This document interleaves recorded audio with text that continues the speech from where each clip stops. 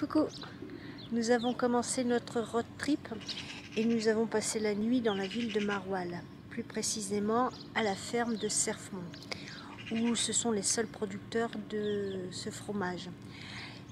Nous l'avons visité et je vous explique tout de suite après comment se passe la production de fromage. Bienvenue à la ferme de Cerfmont, une exploitation de 100 hectares que M. Druesmont David, notre accueillant, possède.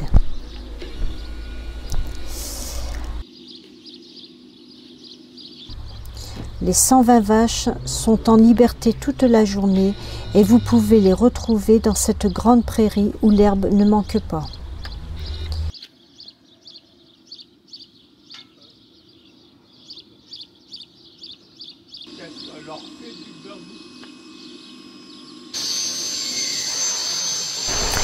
C'est dans ce bâtiment où tout est automatisé que les vaches ont leur nourriture après être passées se faire traire.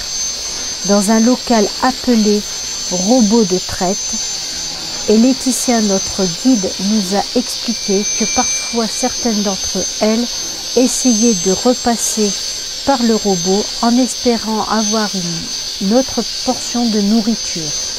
Mais elles sont reconnues par le collier électronique qu'elles ont autour du cou. La fabrication du fromage se fait en 9 étapes et il faut 7 litres de lait pour faire un maroilles de 720 grammes.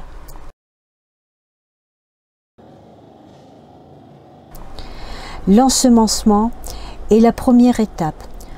En faisant attention à la température du lait et son acidité, les ouvrières vont ensemencer le lait avec le ferment lactique. Ensuite, dans les grands bacs, les ouvrières vont maintenir le lait à 34 degrés et ajouteront de la pressure pour obtenir le caillé. La coagulation provoque un changement du lait à l'état semi-solide. Puis il sera mélangé et laissé reposer. Ensuite, les ouvrières enlèveront le lactosérum à l'aide d'une pompe. Le caillé recueilli sera mis dans des moules en plastique perforé et égalisé à la main.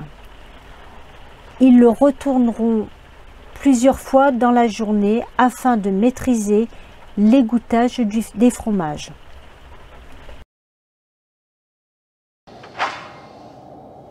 Le lendemain matin, les fromages seront démoulés et salés dans un bain de saumure qui va permettre de retirer le reste de sérum contenu dans les fromages et favoriser la formation de la croûte. Ils seront placés dans une première pièce appelée le haloir. C'est la première phase de maturation du fromage. Puis seront retournés fréquemment. Dans la seconde phase, les fromages sont placés dans une autre salle appelée la cave et ils seront brossés régulièrement. Au bout de 2 à 3 jours, la croûte appelée géotricium de couleur rouge va se former à la surface des fromages et ils seront prêts à être mis en vente.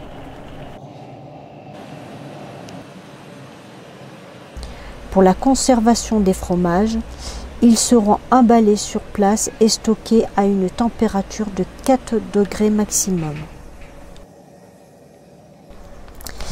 Si vous voulez en savoir plus sur la fabrication et la dégustation de ce fromage, retrouvez la ferme de Cerfmont en suivant le lien que je vous mets dans la description. Merci aux exploitants de la ferme de nous avoir accueillis et à toi Laetitia pour ta gentillesse d'avoir été notre guide et de nous avoir permis cette vidéo.